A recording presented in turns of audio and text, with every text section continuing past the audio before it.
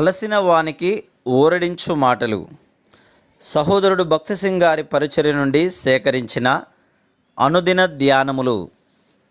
April 23. మారు మనసు పొందు ఒక పాపి విషయమై పరలోకమందు ఎక్కువ సంతోషం కలుగును. లూకా 15:7. ప్రభువు యొక్క ఆనందము పరలోకములో ఆరంభమగును, భూమి మీద కాదు. లూకా 15:10. ఒక మానవుని హృదయములో పరిశుద్ధాత్మ దేవుని వాక్యము ద్వారా బలమైన ఒప్పుదలను, నిజమైన పశ్చాత్తాపమును కలిగించును. అతడు నిజముగా తన పాపములను ఒప్పుకొని తనకు బదులుగా యేసుక్రీస్తు ప్రభువు మరణించెనని విశ్వసించిన ఎడల పరలోకమందు దేవుని దూతలందరి ఎదుట గొప్ప సంతోషం కలుగును. ఒక పాపి పశ్చాత్తాపడిన వెంటనే దేవుడు పరలోకపు వాయిద్యములతో పాటలు పాడుటకు దూతలనందరినీ పిలుచును. పశ్చాత్తాపడిన పాపి హృదయంలో కూడా అదే పరలోకపు ఆనందము పోయబడును. కాబట్టి ఇది పరలోకము నుండి కలిగిన ఆనందం. ఒకవేళ అది బోధకుని నుండి వచ్చిన భూసంబంధమైన ఆనందమైన ఎడల అది వెంటనే వాడిపోవును. ఒక దినమున ఒక కూడికలో కొందరు చేతిని పైకెత్తి మేము తిరిగి జన్మించితిమని చెప్పవచ్చును.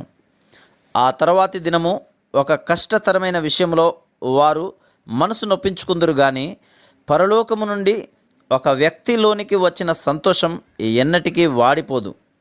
అందుచేతనే ప్రభువైన యేసుక్రీస్తుకు ముందుగా వచ్చిన బాప్తిస్మమిచ్చు యోహాను మారు మనస్సును గురించి బోధించి మారు మనస్సుకు తగిన ఫలం ఫలించుడి అని చెప్పెను.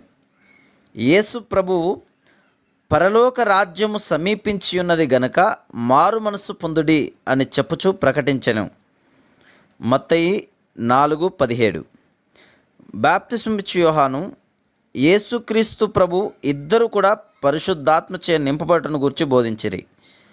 ప్రజలు తమ పాపములను ఒప్పుకొనిన ఎడల అది హృదయములో నుండి రావలను, కానీ పెదవుల నుండి కాదు. పశ్చాత్తాపం అన్నది సరి అయినదని నిశ్చయించుకొనుటకు భయమును బట్టి మనము ఒప్పుకొనటలేదని, లేక ప్రజలు మన గురించి ఏమనుకొందురని కానీ, లేక మంచి పేరు కొరకు ఒప్పుకొనుట లేదని మనం నిశ్చయించుకొనవలెను. కొంతమందికి పశ్చాత్తాపమును గురించి సరి అయిన గ్రహింపు ఉండదు. వారు చాలా తేలికగా, ఓ దేవా, నేను ఒకవేళ ఇది చేసిన ఎడల లేక అది చేసిన ఎడల దయచేసి నన్ను క్షమించుము అని చెప్పుదురు. వారి పాపముల విషయమై వారికి నిజమైన ఒప్పుదల, విచారము ఉండవు. యోబుకు దేవుని ప్రత్యక్షత కలిగింది.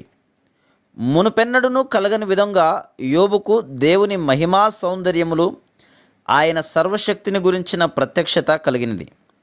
అది అతనిని దేవుని సన్నిధిలో తనను తాను అసహ్యించుకొని ద్వేషించుకున్నట్లు చేసింది. మనము లూకా 5:8లో సీమోను పేతురు యేసు మోకాళ్ళ ఎదుట సాగిలపడి, ప్రభువా, నన్ను విడిచిపొమ్ము, నేను పాపాత్ముడను అని చెప్పాను. మన ప్రభువు సీమోను పాపములు బయట కనపరచుట కానీ లేక గద్దించుట కానీ చేయనవసరం లేదు. పేతురు యేసుక్రీస్తు ప్రభు యొక్క గొప్ప శక్తిని, గొప్పతనమును చూచి బహుగా ఒప్పించబడెను. మరలా లూకా 19:8లో జక్కయ్య ఎంత నమ్మకముగా పశ్చాత్తాపడనో చూస్తున్నాం. అతడు డబ్బు విషయంలో అవినీతిపరుడు అని చూపించవలసిన అవసరత ప్రభువునకు లేదు. ప్రభువు యొక్క సన్నిధియే అతనిలో నిజమైన పశ్చాత్తాపమును, హృదయములో మార్పును తీసుకొని వచ్చింది. అందుచేతనే అతడు, ఇదిగో ప్రభువా, నా ఆస్తిలో సగము బీదలకిచ్చుచున్నాను.